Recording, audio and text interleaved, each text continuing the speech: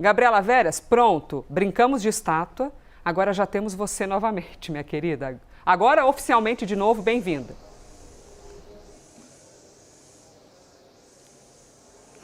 Novamente, Elisa, bom dia para você, todo mundo que está aqui na nossa companhia, muito obrigada. Pois é, esse julgamento será iniciado na tarde de hoje, na primeira turma do Supremo Tribunal Federal. Os ministros vão analisar esse caso, né? Os ministros que estão na composição da primeira turma, já na abertura do julgamento, só para a gente falar o passo a passo, começa com a leitura do relatório do ministro Alexandre de Moraes, depois é o momento da Procuradoria-Geral da República se pronunciar, apresentar a acusação, né, definir se de fato se posiciona a favor da condenação de Eduardo Bolsonaro, e depois vem a vez da defesa dele. Como ele não indicou nenhum advogado, Defensoria Pública da União que fará aí parte desse momento. Inclusive, Defensoria Pública da União, que nos últimos dias pediu para que esse julgamento fosse adiado e pediu também para que o Supremo Tribunal Federal convocasse um outro ministro para compor a primeira turma do STF. Lembrando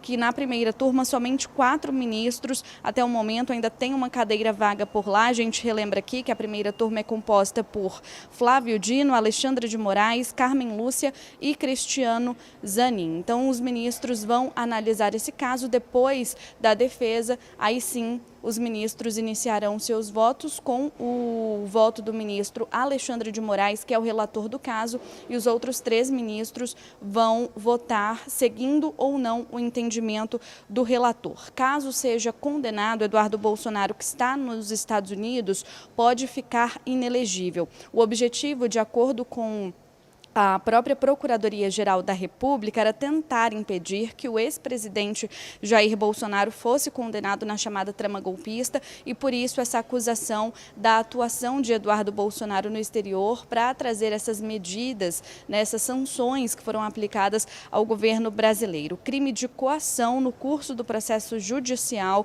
fica configurado quando há o uso de violência grave e ameaça para favorecimento de interesse próprio ou alheio contra alguma autoridade envolvida no caso. A pena é de até 4 anos de prisão. E aí, neste julgamento de hoje, os ministros vão definir se de fato esse crime foi, se as ações, né, de Eduardo Bolsonaro configuram este crime que citei agora há pouco, se há elementos suficientes que confirmem que a participação de Eduardo Bolsonaro de fato aconteceu no crime que já foi apontado pela Procuradoria-Geral da República, e no Supremo Tribunal Federal a expectativa, portanto, é que Eduardo Bolsonaro possa de fato ser condenado. As provas reunidas ao longo do processo, o próprio posicionamento da Procuradoria-Geral da República também dão conta disso. Como eu disse, Elisa, nos últimos dias a Defensoria Pública da União chegou a pedir que o julgamento não acontecesse hoje,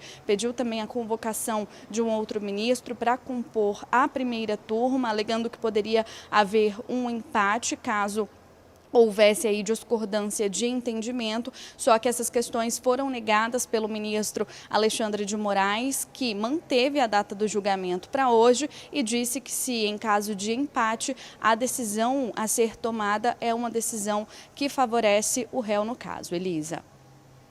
Gabriela Veras, conversando com a gente ao vivo da capital. Vamos trazer então para a nossa bancada o assunto Eduardo Bolsonaro. De que maneira existe um impacto político nisso tudo? Qual é a expectativa em cima dessa projeção, dessa caminhada na justiça que vem daqui para frente? Clarissa Oliveira já está aqui com a gente, bem-vinda, Clarissa. E Theo Cury, que já é Theo Cury, o retorno. Aliás, aproveitando este o retorno de Theo aqui, segunda vez conversando com a gente hoje, qual a expectativa para esse julgamento? Havendo uma condenação, como é que fica a projeção desse futuro de Eduardo, Theo? Bom, vamos lá.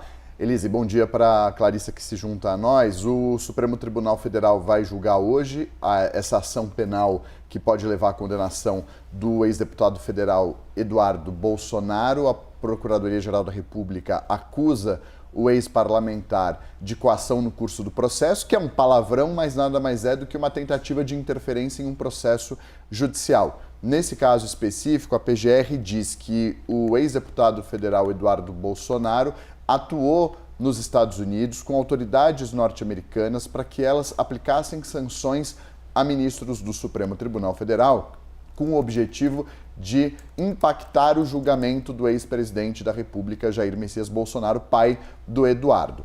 A tentativa não deu certo, a gente sabe, a PGR aponta isso na decisão de denunciar o ex-deputado federal. O Jair Messias Bolsonaro foi condenado a 27 anos e 3 meses de prisão por tentativa de golpe de Estado, mas a PGR ela diz o seguinte, que somente a tentativa já mostra que houve uma articulação e isso se enquadra no crime de coação, nessa tentativa de interferir no andamento de um julgamento que tramitava lá no Supremo Tribunal Federal. A PGR apresentou a denúncia, o Supremo aceitou a denúncia, a ação penal transcorreu ali no Supremo Tribunal Federal, o Eduardo Bolsonaro não prestou depoimento no âmbito dessa ação, ele podia prestar para dar a versão dele, para dar o lado dele nesse processo, ele que é defendido pela Defensoria Pública nesse processo no Supremo Tribunal Federal. A Defensoria ontem acionou o Supremo pedindo a suspensão do julgamento, pedindo que o julgamento não acontecesse, argumentando em linhas gerais que a primeira turma do Supremo está desfalcada.